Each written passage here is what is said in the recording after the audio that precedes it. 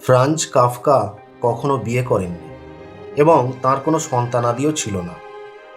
তার বয়স যখন ৩৯, তখন একদিন তিনি বার্লিনের পার্কে হাঁটছিলেন। এমন সময় তিনি একটি ছোট্ট মেয়েকে দেখলেন যে তার প্রিয় পুতুলটি হারিয়ে কাঁদছিল। সেই মেয়েটি এবং কাফকা দুজনে মিলে খুব খুঁজলেন হারিয়ে যাওয়া পুতুলটিকে, কিন্তু তা কোথাও খুঁজে পাওয়া গেল না।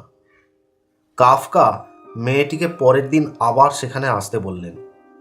উদ্দেশ্য, আবার তারা দুজনে মিলে হারিয়ে যাওয়া পুতুলটি সেখানে খুঁজবেন। কিন্তু পরের দিনও পুতুলটিকে খুঁজে পাওয়া গেল না।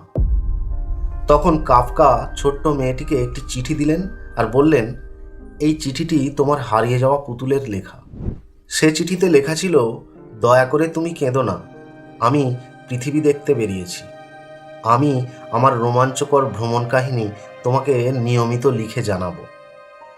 এভাবেই শুরু হয়েছিল একটি গল্পের, যা চলেছিল কাফকার মৃত্যু পর্যন্ত। ছোট্ট মেয়েটির সঙ্গে কাফকার নিয়মিত দেখা হতো, আর যখনই দেখা হতো তখনই কাফকা একটি চিঠি দিতেন মেয়েটিকে।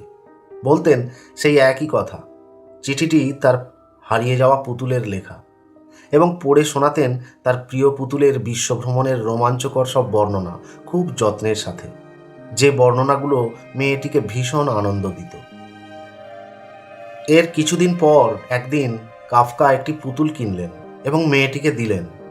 বললেন, এই নাও তোমার হারিয়ে যাওয়া সেই পুতুল।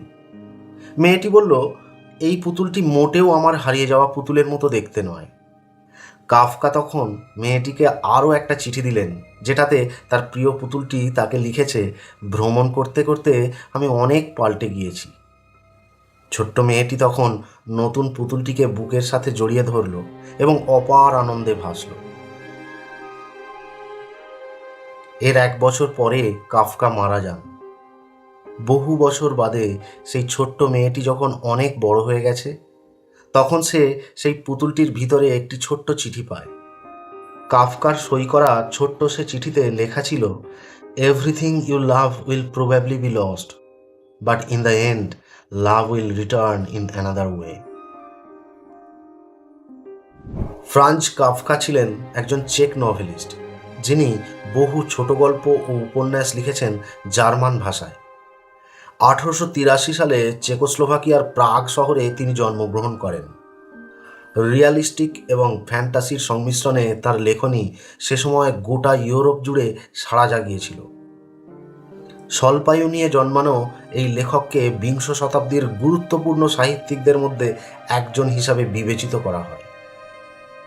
তাঁর অনবদ্য সৃষ্টিগুলোর মধ্যে the metamorphosis, the trial and the castle উল্লেখযোগ্য।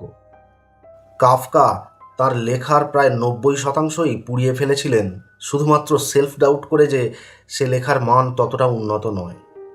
বাকি ১০% লেখার মধ্যেও প্রায় বেশিরভাগ লেখাই পরে হারিয়ে গিয়েছিল অথবা অপ্রকাশিত। ১৯২৪ সালের ৩রা জুন টিউবারকিউলোসিসে আক্রান্ত হয়ে মাত্র ৪০ বছর বয়সে অস্ট্রিয়ার ক্লোস্টানবার্গ শহরে তাঁর জীবনাবসান ঘটে। মৃত্যুর আগে একটি উইলে অসুস্থ কাফকা তাঁর ঘনিষ্ঠ বন্ধু এবং সাহিত্য নির্বাহক ম্যাক্স ব্রডকে তার অসমাপ্ত কাজগুলিকে নষ্ট করে দেওয়ার জন্য নির্দেশ দিয়েছিলেন, কিন্তু ব্রড সে কথা উপেক্ষা করে তাঁর অনেক লেখা পাবলিশ করেছিলেন। দ্বিতীয় বিশ্বযুদ্ধের পর কাফকার লেখাগুলি জার্মানভাষী দেশগুলোতে বিখ্যাত হয়ে ওঠে, যা জার্মান সাহিত্যকে সমৃদ্ধ করে তুলেছিল।